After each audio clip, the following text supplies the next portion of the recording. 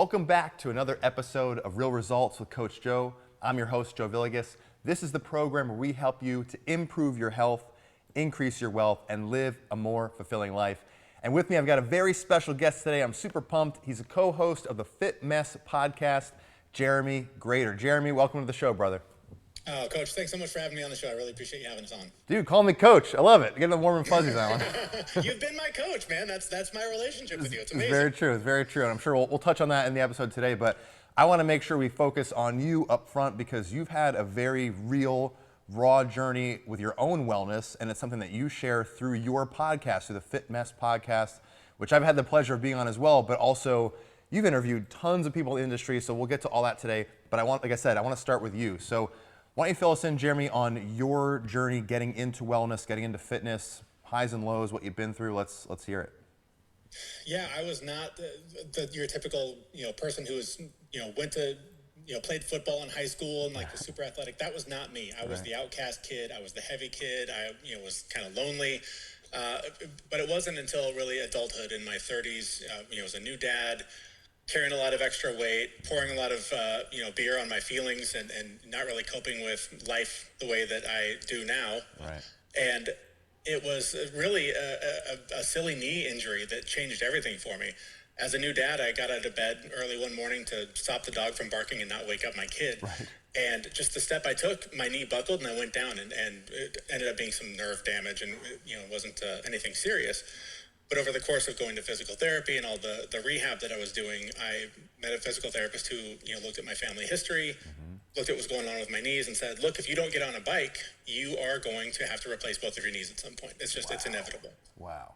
And so I thought she was completely insane. I was like, there's no way. I'm 30-something years old. I'm not going to start riding a bike. I haven't done that since I was 6. This is ridiculous. So I did what I always did at the time, went and complained to my brother and said, can you believe this crazy doctor? And he was the one that said, dummy, all you need to do is decide you're that weird guy that rides his bike to work every day. Right. And for whatever reason, the way he said it, when he said it, was what I needed to hear, because I decided in that moment, I'm weird for lots of reasons. Why not that one too?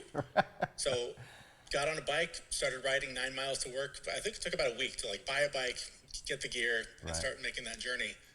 And that journey ended up being a lot more than to and from work. It ended up teaching me about being present in the moment, because anyone who's ever ridden their bike, period, but on city streets, you have to realize, if I'm not paying attention to what's in front of me right now, this ends badly.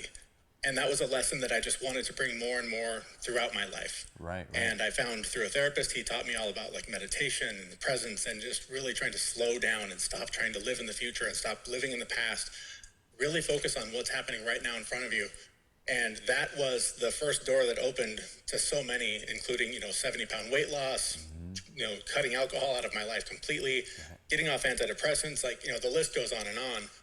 But it all started because one physical therapist said, you should probably ride a bike. Right. It's another way to be weird, right? Yeah, exactly. Just one of many. Right. So you already are maybe subtly touching on something that I wanted to bring up with you today. And that is, and I love this about your guys' show, listening to the Fit Mess, is most things you see on social media or the internet focus on the training program, the diet you're going to follow, doing recovery stuff, whatever. But you guys focus on what I think is the majority of the work that needs to be done. That's the mental side. To me, I think it's kind of an 80-20, right? 80 psychology, 20 is actually the mechanics, which is the bulk of what you see. But getting into being present in what you're doing, I found that through weightlifting, weight training. If you're not paying attention and you're not dialed in, you could really hurt yourself. You could really do some damage if you're not careful. So let's hop into that right away. So you began to sort of nestle into this present moment sort of psychology through riding your bike. But then how did you begin to add in more of these modalities like meditation and things like that into your life? Was it just through that therapist at first? Yeah, that therapist is the one that taught me, how to bring that practice into my life. And so, when I would be pedaling through busy streets, being able to focus on that, he was just saying, when things get crazy at work or that coworker's driving you crazy, go back to that place, visualize being back on the bike. Right. And, he also encouraged me to have just a daily practice, either morning, evening, both, whatever. Yeah. But through meditation, I am able, this is something, it's an ongoing practice for life, but it's a matter of creating distance between stress and the response. So whether it is the annoying coworker, the deadline, the bus coming at you from Third Avenue, whatever it is, if you can just build in that gap. He always said, mind the gap. If you can pay attention to the space between the thing happening and the way you respond to it, you learn to better control your response to it. And that's part of it too, is really understanding the focus on what is within your control, because we spend so much time. I listen to friends on the phone and family members talking to people about all these like anxieties and my husband did this, my mom's doing that, like all these things that are just way beyond their control. Right. And if people can find a way to focus more on what can I actually do about this, and if the answer is nothing, then stop worrying about it. Let it go. Say no to whatever the thing is. But that was step one, right? And from that became introduction to like Wim Hof breathing methods and cold plunging. Cold plunging I love it. I know everyone kind of thinks it's for 25-year-old millionaires or whatever, and I can assure you, I am neither. But if you can immerse yourself in cold water for 2 minutes, or build up to it, because it is a process. There is an incredible amount of resilience and control that you can learn, because you are plunging yourself into what feels like a potentially fatal situation. You're just in this freezing water. It's unnatural. It's scary. It's uncomfortable. And if you can get comfortable, if you can let that first minute pass, when everything slows down, you can learn from that how to apply that to so many other things in your life. And it's just that visualization game of when things are tough, when things are stressful, if you can go back to the training. That's what NFL players are doing, right? When they're on the field, they're not just winging it. They go through hours and hours of practice every week, because when they show up, they want to go back to, what did I learn in training? And when they can apply that to the game, like when you can apply that to your life, it completely changes your life. 100%. And this is something that you and I spoke about when we were working together, and I was coaching you, is like, where's your focus? Like it's very easy, and I would say almost natural in a way, to focus on the negative, right? Like that's a very prominent thing. Like, what's the threat to me right now? Luckily nowadays it's not a saber-toothed tiger anymore or anything like that. It could be that coworker, your spouse, traffic, whatever. But you need to be able to have that skill of changing your focus. And I like to do it, and you just did this a moment ago, I like to do it through questions. Right? So it's like, okay, what am I focused on right now? What can I learn from this situation versus just get upset? What's really trying to unfold here? How can I make this situation fun? Like it's a weird question to ask when things don't seem very great, but it shifts your focus, and your brain is the most incredible supercomputer that we know of, right? It can begin to find those answers if you're asking a great question. The problem is it works both ways. If you ask a crummy question, it's going to find answers to that too. So being able to shift your focus, I think, is an imperative skill for sure. And I love that you do it through like the physical sense. Like you put yourself in an uncomfortable situation, cold plunging, like you need to get your focus figured out real quick, or else it's going to be, you might be in there for 5 seconds and then you're out. You can't stand it anymore. Is there, I guess, are there any other sort of tools you found in your practice besides cold plunge and meditation that have really helped you to sort of dial in that focus? Yeah, I mean, here's the big secret that everyone pays coaches tens of thousands of dollars to learn, and it is that it's the simple stuff. It's the basics. The reason you hear the advice I'm about to give you over and over again is because it's what works. Get good sleep, lift heavy things, move your body, don't eat garbage all day long. I'm hugely glossing over it, but it is consistently doing that as much as possible. That's the secret. That's what works. There is no secret formula. There is no 3-step plan to a happy life. There is no simple formula. It's hard work every day. That's it. I'm sorry, but that's what you're paying a lot of money to learn, is that if you lift heavy things, move your body every day, don't eat garbage, get a good night's sleep, your life is going to change completely. And there's so many, I myself included, I would love to stay up all night playing video games, wake up feeling like garbage, drink coffee all day feeling like that was the one thing I was doing right. Go to bed, super late again, wake up feeling like garbage, rinse and repeat. And when you start making little changes, like go to bed a little earlier, cut the coffee off by noon or 10 a.m., like just those little basic things that you don't think, well, that's not it. Clearly there's some big secret I'm missing out on in life. No, it's the simple basic things. And sometimes you do need a coach. You do need to have some skin in the game. You have to have an accountability partner of some sort. This is something I just started paying to go to a gym. because the free gym that's a 5-minute walk from my door Right. wasn't enough accountability for me. I needed some skin in the game. I put some money down. And now I go every week, a couple times a week, at least to the one I pay for. And then I have the one that's free here when I can't make it there. Yeah. And when I can't do that, then I just make sure I get in my steps. I go get 10,000 steps in. I go for a walk somewhere, go for a run. But it's those simple, basic things that you have to do every day consistently. Consistency is the secret formula that everyone's paying a lot of money to try to learn about. Yeah, 100%. And that's the hardest piece, right? Is to do those things Yeah. consistently because it's uncomfortable, right? You're not used to doing it. Your brain's like, hey, this is not my comfort zone. What are you trying to do to me, right? Like, so let's slow it down. What I want to kind of go through though is like, you've overcome this. Like, we've done it together, you and me, right? Like, working together. And typically on this show, I don't always delve into like what I've done helping the guest if we had worked together. But in the spirit of talking about how simple some of these changes could be, I mean, we worked together, I think it was for a couple months, like maybe 2-3 months. And there was one key thing that we changed. And actually, I think it was only one key thing that we changed that I believe had a profound impact on you and how you run your life. And for those watching, simply, Jeremy and I worked together on cutting back your coffee consumption, which sounds ridiculous. Like, how is that going to have a big effect? But like, you tell us from your own experience, like how that changed your life. Yeah, when you and I started working together, I mean, one of your first questions was, what do you want to solve here? And the main thing was, I want to not feel like garbage every day. Like, no, I don't do this 100%. I don't eat perfectly all day, every day. I don't always get 7 to 9 hours of sleep. You know, I fall short every day because I'm a human being too. Right. But I just didn't want to feel like garbage for the hard work that I was doing. Yes. And your first question was, how much coffee are you drinking? Like, tell me about that. And I was like, oh, well, I start in the morning and I stop before I go to bed at some point. Like, I drink it all day long. That's what I live on. Right. Because I felt like that's the thing that gets me. It's an appetite suppressant. It keeps me focused. It keeps me energized. And I think you simply said, okay, cut it back to 2 cups and be done by 10 a.m. And just tell me how that goes. Right.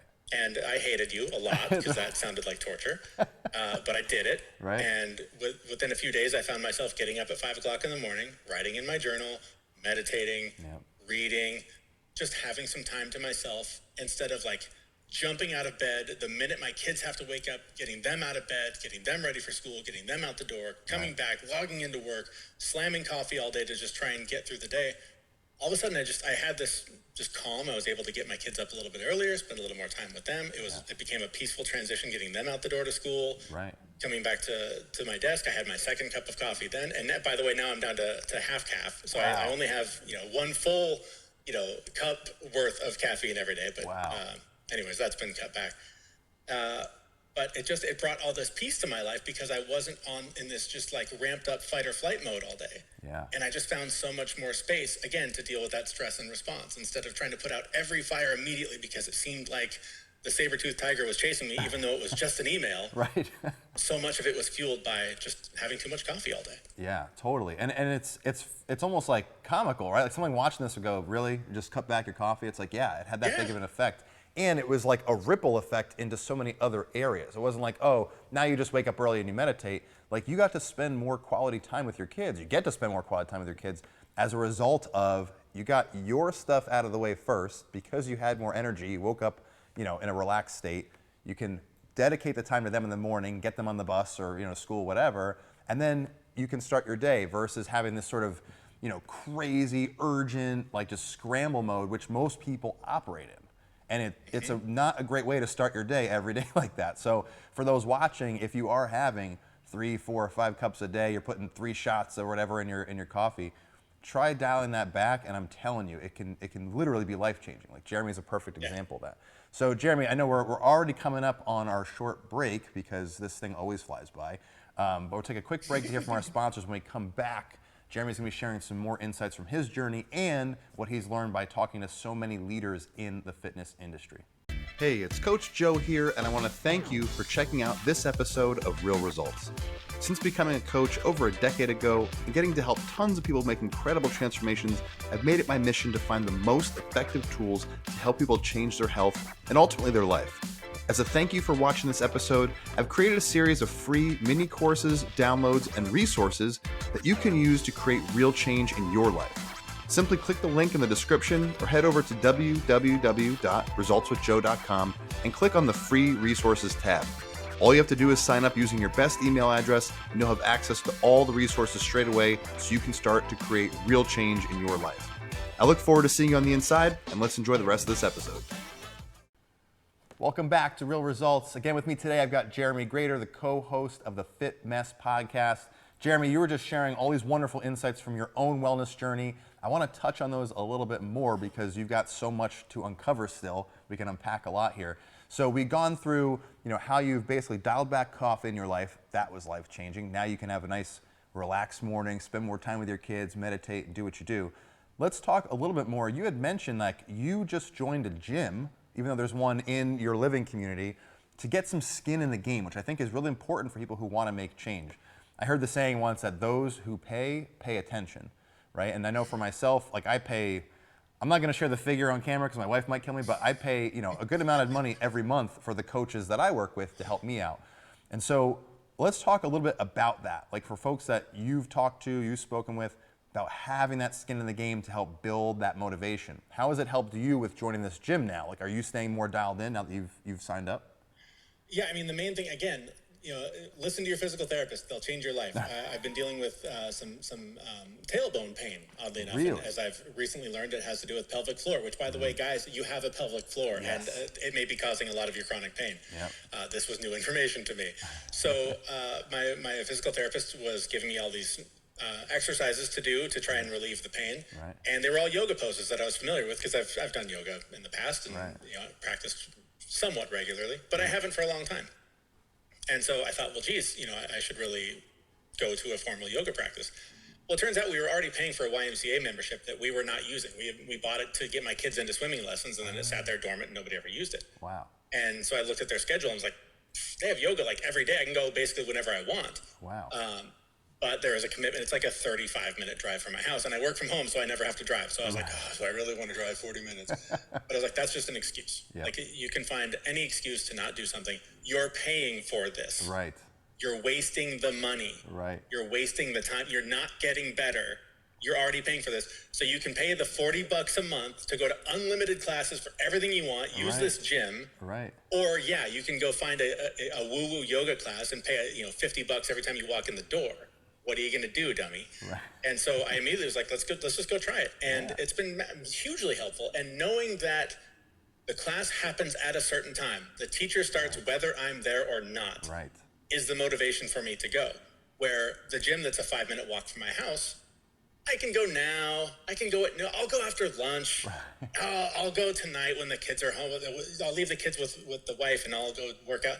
I'll be selfish and go take care of myself then.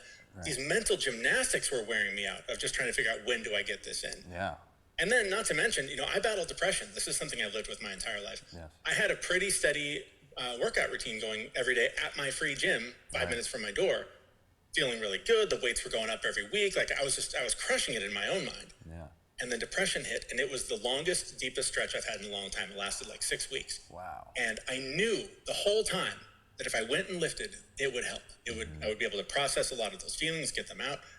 But the negotiation I was having with myself was like trying to convince me to cross a street with a giant glass wall with no ladder, no door, no way to get across it. I could see it. I knew it was there. Right. There just was no way to do it. I know it sounds ridiculous, but that's the way that depression was really twisting my thoughts. For sure. And so getting out of that meant movement. And I told myself that whole time, as long as you walk every day, then you're good. And so that was my focus, walk every day. That's awesome. As that cloud lifted, that's when I made this realization about this pain and needing to deal with it. And now having the accountability of this thing happens whether you go or not became sort of analogous to life, right? Show up. Yeah. Because if you don't, it's still going to happen. Right. And you can be a part of it and you can see the progress, or you can have 6 more months of excuses. Right. So that's been the motivation for me, is just that it's this very clear indicator that I'm missing out if I don't show up and participate. Dude, 100%. And I think subtly, right, you're hitting on this point that I think is important to bring up to folks, is you have seasons in your life, just like you have seasons during the year. You're not going to be waking up just beast mode every day, crushing it, having these awesome workouts, slamming protein shakes, as much fun as that would be. I've had times where I've taken months off from lifting, and not because I was battling, any sort of mental thing. It's just like, that's just where I was. Like, there was construction in the house, we got this going on, and I'm just purely distracted, right? Now, was I making excuses at that time? Yeah, probably, right? But now I'm back in a season of training, and I hit it 5 days a week, and I hit it hard, and I feel great about it. You also mentioned something too, in the beginning of the episode that I want to touch on is, you mentioned like, hey, if I don't make it to the gym to lift weights, I might go to yoga class. If I don't go to the gym I pay for, I go to the free one. If I don't go to the free one, I go for a walk. And I think it's really important too for folks to kind of have that sort of plan A, B, and C, like have just something to fall back on. And so I don't know if you've formally made that up in your head as to what it is. I know for me, like I literally have like what my plan is. If I can't do this, I do that, etc. But I guess, is that your go-tos, or like, hey, I'm gonna go lift. If I can't lift, I do yoga. If I can't do that, I go walk. Like, what works best for you? Particularly these last few weeks. I mean, this depression spout just ended, a couple weeks ago. So it was like very recently for 6 weeks. But the agreement I made with myself was, you're going to get 10,000 steps in every day. That's awesome. And the reason I was able to do it is because when I thought about the gym, it was like, okay, I've got to remember, what was I doing? I've got the app, but I've got to open the app and track the weights. And do I want to make the decision about, like, making decisions? I just can't. Like, I told my wife, like, when I'm in that mode, don't ask me how I'm feeling or what I want for dinner or what I want to do. Right. Tell me what we're doing, because I don't have the mental capacity to make a decision. Right. But the decision to walk out the door is all it takes to walk. Yeah. Because after that, you're literally putting one step in front of the other. Yes. So to me, that's the go-to. Now, I'm very fortunate to live in an amazing mountain environment. So I've got 5 hikes out my front door. Wow. And they all lead to a lake. And I can pretty much guarantee that within 25 minutes, if I go for a walk, I can go get in a cold lake and plunge. That's awesome. So I did that a lot. But for the most part, it's just movement, right? Like, whatever movement means to you. If you have never done anything physical in your life, start with walking to the end of the driveway, and then around the block, and then a mile, and then a couple miles. And then all of a sudden you're gonna be like, man, this is taking too long. I'm gonna start jogging. Right. And then the jogging is gonna be like, you know what? I should get a bike. I can go really far. Like, this is the thing. We all look at Instagram and we see, these are the 9 things. Disappear for 6 months and do these 9 things and your life will change. Right. No, do one thing. Right. Do it today. Yes. Do one thing.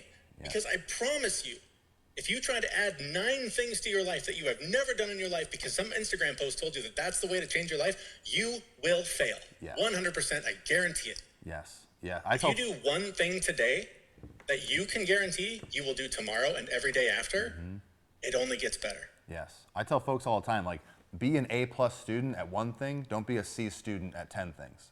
Like, just do that one thing, do it really well. For us working together, it was the coffee thing. And like, look how that just opened you up to all this other stuff. Like, just by doing that really well all the time. And we're not even adding anything to your life, we're subtracting. So just don't do that thing. Okay. Like, it's not rocket science. I find that that's actually the answer most of the time. When people go looking for what's missing from my life that would make it better, odds are there's something you need to cut out of it. You probably have too much. Yes. And the more you can let go, the more peace you can find and more space you can make in your life for the things that you're constantly saying are important to you, that matter to you. Yes. But you busy yourself with all this nonsense that doesn't move the needle. It doesn't make any difference. Totally. So that would be the other thing. The other piece of advice I would have is, if you're not moving, move, and then do a life inventory. Yes. What am I wasting my time on that is not feeding me, that doesn't serve me or my family in some way? And drop it. Just drop it. Just get it out. Get it out. So, Jeremy, unfortunately, we're coming up to the end of our time here. I know it flies by. I could sit here all afternoon just talking to you and having fun. What is kind of maybe like the last tidbit, if we want to give like a third piece of advice to folks watching? I know, because your experience and what you share, especially on your podcast, for sure, is just so real and so raw, and I want to make sure that viewers, get more of that message. So maybe like one more tidbit, I'm gonna put you on the spot, that you want to share with the folks watching. I hate to preach the basics here, but I'll tell you what Tony Horton told me when I told him, I couldn't get motivated to work out. I couldn't, show up in the gym. I just couldn't do it every day. Right. He looked me, through Zoom, looked me in the eye and said, dude, your purpose sucks. That's it. If you can't get motivated, if it's too hard for you to put in the work every day, your purpose sucks. Yeah. You need a better one. Yep. So do the inventory. Is it, I want to, I want to be able to wipe my own butt when I'm 80. Is that enough? Do that. Hope so. Is it the vanity of, I just want to look better at the beach? Cool. Lean into that. Right. Whatever the thing is that lights you up, that motivates you to show up every day, that's the purpose that you need to keep going. So If you're struggling, if you're hearing this like, oh, I could never do that, that's too much, that's too hard, your purpose sucks. Find a better one. Yeah, I love that so much. And for folks I work with, that's what we start with. Like with you, what's your outcome? Why are you doing it? Like, get that situated, and the rest can begin to fall into place. So, Jeremy, always love chatting with you, brother. It's always a pleasure. Where can folks find you if they want to learn more about you and Zach and the show? Everything about us is at thefitmess.com. It's thefitmess.com. Definitely. And you'll know when you get there because it's a guy flipping a donut at the top. It's like the funniest graphic of all Instead time. of the CrossFit tire, it's a gigantic donut. It's fantastic. Awesome. Well, pleasure having you on the show. It was so much fun. And for those watching, we'll see you on the next episode of Real Results.